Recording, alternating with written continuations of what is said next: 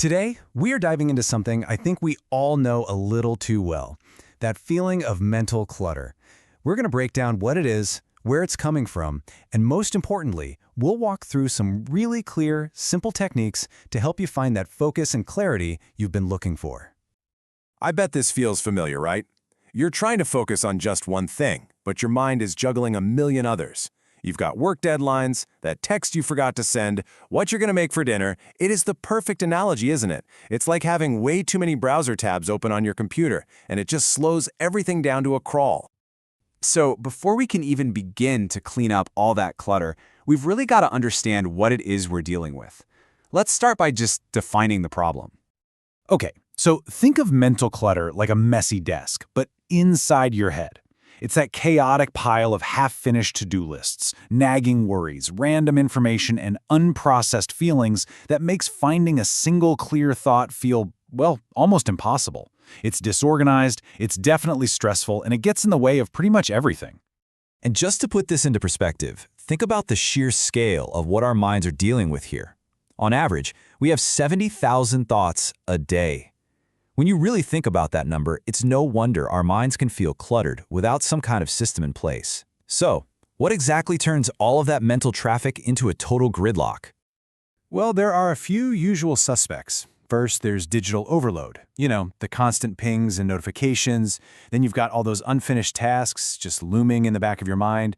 There's also decision fatigue, which is a real thing that comes from making endless small choices all day long. And of course, we've got the heavier stuff, like unprocessed emotions and that nagging inner critic, the negative self-talk. And this isn't just a vague feeling. A cluttered mind has very real consequences. It can seriously spike your stress and anxiety. It can absolutely torpedo your focus and productivity. And yep, it can lead to poor sleep and that feeling of just being completely emotionally exhausted. All right, so enough about the problem. How do we actually start cleaning this up? Well, the very first step is all about getting some immediate relief. And the way we do that is by getting all those swirling thoughts out of your head and onto a piece of paper. The core idea here is so simple, but it is incredibly powerful. You have to externalize your thoughts. When you take those thoughts out of your mind and you put them down somewhere you can see them, you dramatically reduce your cognitive load. You are literally freeing up RAM in your brain so you can think more clearly. And one of the most effective ways to do this is something called the brain dump. It's so easy. You just find a quiet spot, set a timer for maybe 15 minutes, and just write. And the key here is don't judge it, don't organize it, just get it all out. The big worries, the little to-dos, the random ideas, everything. Once it's all on paper, then you can start to organize it and you'll find your mind feels significantly lighter. Now, what if your clutter feels more emotional than task-based? Well, for that, journaling is a fantastic tool. This isn't a to-do list. It's a safe space for you to process more complex feelings, which helps you release them instead of letting them take up valuable mental real estate. Okay, so once you've externalized all that old clutter, the next step is to train your mind to stay clear. This next part is all about practices that anchor you right here in the present moment, which helps prevent new clutter from piling up in the first place. Need a quick reset button for your brain? This is it. It's called box breathing. It is so simple. And get this, research shows that even just a few minutes of this can actually lower stress hormones. You just inhale for 4 seconds, hold for 4, exhale for 4, and hold for 4. It's a simple little pattern that can instantly calm a racing mind. Now, let's talk about a common trap that so many of us fall into: multitasking. We think we're being super efficient, right? But the research actually shows it can slash our productivity by up to 40%, and you guessed it, it creates more mental clutter. The antidote is single tasking, just focusing on one thing at a time. It not only reduces stress, but it also allows for much deeper, clearer thinking. I love this quote because it gets at a huge misconception about mindfulness. The goal is not to have zero thoughts. I mean, that's pretty much impossible. The real goal is to simply observe your thoughts as they come and go, kind of like clouds passing in the sky, without getting totally swept away by them. So, we've got tools for immediate relief, and we've got tools for finding focus in the moment. Now let's talk about the long game, building the habits and systems that are going to prevent mental clutter from taking over in the first place.